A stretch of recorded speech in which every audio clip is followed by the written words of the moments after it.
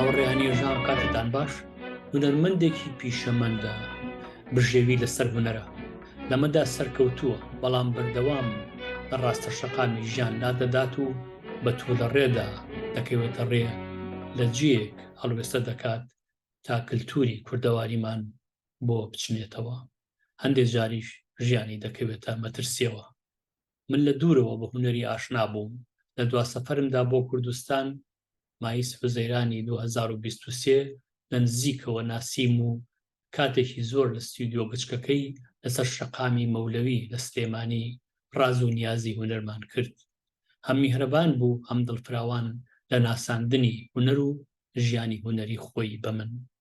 ئەم بەشەم تەرخان کردو بۆ گفتوگۆ لەگەڵ هونەرمەند ناسیح عەلی خەیات بە هیوام ئەمەیەکێک بێ لە زنجیرەیە گفتوگۆ بۆ ناساندنی کاری ئەم هونەرمەندە.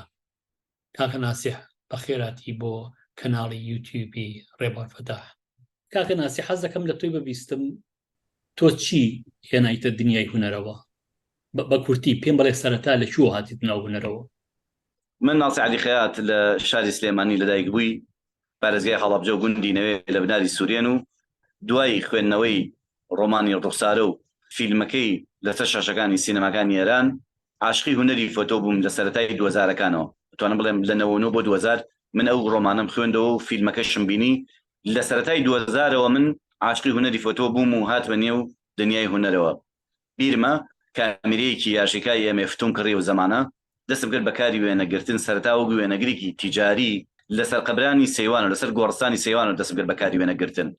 لەوێ جمعانە ڕۆشتم ڕوێنەی ئەو دایکە پیر و پیاوە پیر و گەنجولاوانە مەگەر کە هاتن بۆ سەر گۆڕی ئازیزانیان ڕسمی ئەوانە مەگەر لەگە گۆڕی مردوەکانیانە هەموو ڕۆژێکی هەینی لە کوردستان لای ئێمە خەڵکان دەچن بۆ سەر گۆڕستان بۆ سەر گۆڕی ئازیزانیان. لەوێ من ڕسمی ئەوان مەگەر لەگەڵ ئەو کاتە فیلم بوو سەرکەوتوو بووم زۆر حەزم لە ئیشەکە بوو ئیشەکەم زۆر خۆشەویست زۆر سەرکەوتوو بووم تایە وەزایدەن پێشنیاری ژنێکی بەتەمەنم بۆ هات کە وتی بۆ چوارشەمانیش لەگەڵمان نایی بۆ سەر شەخص و مەشایخەکان کە چوون چوارشەمان شێخەکە چوون بەسەر شەم حەمەی تەڕاتەوە و پیری شەوکێڵ و کۆمەڵە شێخ و مەشایخە ڕۆشتن چوارشەمانیش لەگەڵەوانە ڕۆشتم ڕسمی ئەو کەسانە مەگەر کە چوون بەسەر ئەو شەخصانە. ئەوە سەرەتای کاری هونەرە بووە وەک پیشە بەڵام لە کەیەوە دەستێک کرد بەکاری خۆبەخش بەکارێک کە جوانی ژیان بۆی مەبچنیتەوە کە لەگەڵەوە بۆ بژی و ژیان کارمە کرد هەمیشە هەوڵم داوە کاری سروشتی کوردستان مەکرد کارکردن لە سروشتی کوردستانە لە نێو کاڵچەرە کوردیەکانە. یعنی من عاشقی کاڵچەری کوردیم عاشقی ئەو داوودەریتە کوردیە جوانم کە وڵات هەیە هەمیشە خەریکی دوکۆمنتکردنی ئەوانە بووم و لە هزار هەمیشە ئارزوومە و خزمەت لەو وارە خزمەت بکەم.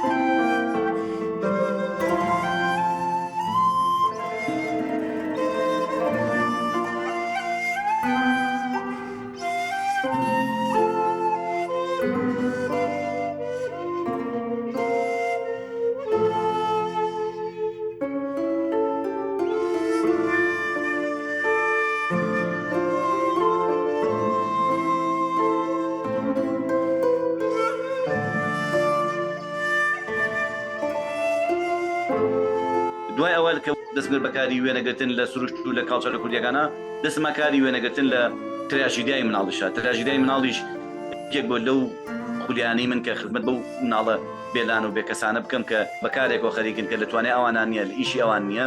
خۆشبەختانە 2008 بوومە خاوەنی باشترین ستۆری لە ناشناڵ جوگرافیا ئەویش بە ناوی گەڕان بە دوای ناندا ستۆری ئەو مناڵانە بوو کە لە خۆڵ عەمەلەکەی تانجەرۆ لەو ناو ئەشغاڵ و خۆڵعەمەلی و پیسیا بە شوێن ناناگەڕان بە شوێن بژێوی ژیان ناگەڕان دەست ئەتوان بڵێم 23 ساڵە خەریکی کاری هونەری فۆتۆم هەم بۆ بژێوی ژیانم هەم بۆ هونەر.